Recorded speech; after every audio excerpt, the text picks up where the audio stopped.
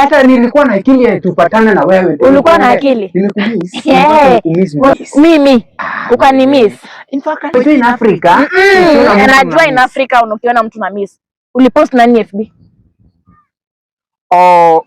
Ule dem nilimpost, ule ni sister yangu mkubwa ndo nilimpost jana.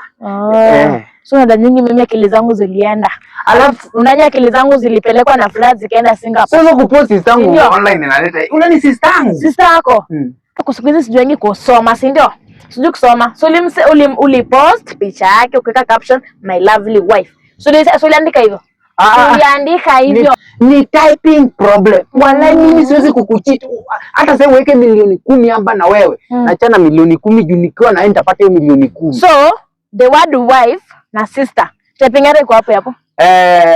Unaona simu yangu ukiandika sister, unaweza sikia imeenda wife.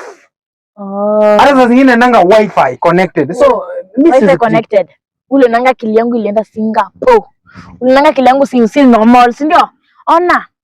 Unikome. Hisi na baby. Nimeshachoka kutumia. Umesikia? I don't wewe. Wacha nakwambia ukweli. Unaona huyo bibi alinitag, anataka nikuwe bwana yake.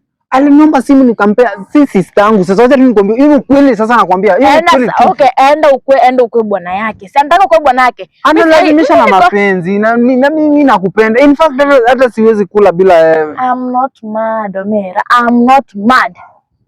So unaona, usinifuate. Enda utafuta bibi wao. Nisikuwe hivyo, nilishakuwa hivyo kitambo. Yaani huyu mwanamke alipost picha. Ai. Sasa ameniharibia beta aje na mtoto nyanga, mtoto sususu. Niende kwa